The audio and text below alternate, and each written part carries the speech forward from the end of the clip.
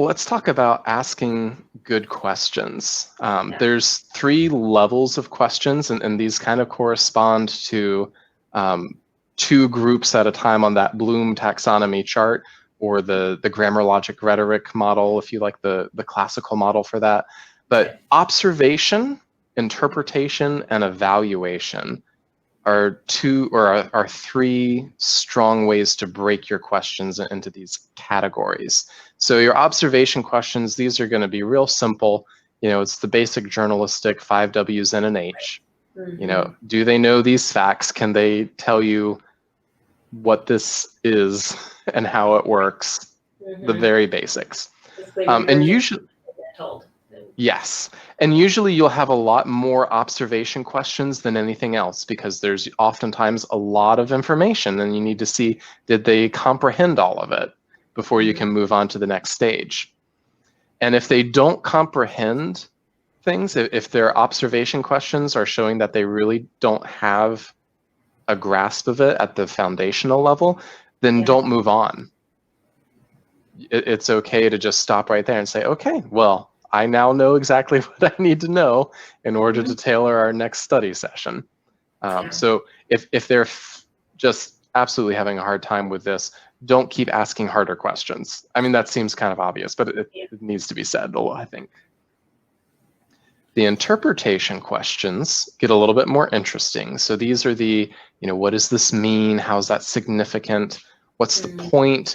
You're doing the analysis, compare and contrast, looking for cause and effect. And this is also a good place to get them to talk about opinions and feelings. So this doesn't have to all be objective data, especially if you have a student where you're looking to try and help them build their empathy skills. How do you think this character felt at this time? Or what do you think was going through this historical figure's mind at this period of history? What are the kinds of things that they were concerned about? Those can be good not just for assessing them, but also for helping them to think through some things that might not come naturally to them. Right. Yeah. To bring those ideas into play as they're thinking through that, because it actually builds those bridges, those neural nets further into their brain to memorize when you start asking these types of questions. Absolutely. So they're learning, not just being assessed, which is the great thing about asking questions. Yeah. And then lastly, the evaluation level questions. These are where you're getting into the evaluation and creation level on Bloom's taxonomy. So tell me, was this effective or not? How successful do you think the Marshall Plan was in revitalizing the economy in post-World War II Europe? Like, that's a deep question right there. And that, right. If you've been talking a lot about the Marshall Plan, they should be able to assess that. But that requires a lot of background knowledge. So if they're able to go that deep, if they can argue for or against something and make cogent points, then that really shows you, yeah, they've got this down pat. And there's maturity. Like their cogent points may not have all of the different aspects that might need to be considered, but they've considered all the things that you've asked them to, and that's enough in terms of evaluation. Definitely. Yes. We have a guest that said hi from Sisters, Oregon. Awesome. Thanks for joining us. So we talked about asking good questions. Let's talk a little bit about asking questions well. So, yes.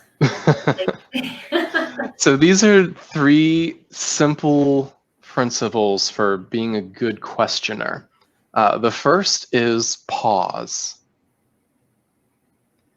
Because pausing gives our kids time to think. Yeah, we don't want those answers to just be quick. Right, especially at the higher levels where they need to be more deep and thoughtful. If you're asking questions and you're just trying to fill the space because awkward silences are hard on you. Exactly. Start counting. Yes.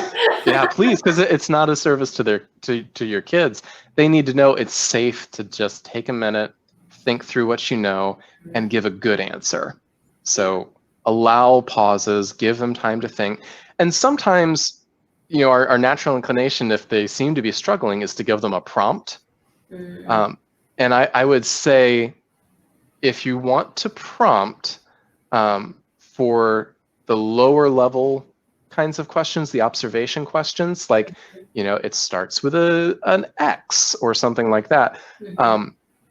It's okay to do that if they're really not getting anywhere without any prompting, but make sure you've given them some time and realize that you've lowered the bar when you give them a prompt. So Yeah. this tells you that it may be in there somewhere, but if they can only answer with a prompt, then they haven't really mastered it and they haven't really recognized it independently. So you'll need to go back and work on building some more, mental hooks to attach to this piece of information so that they can recall it more easily. Mhm.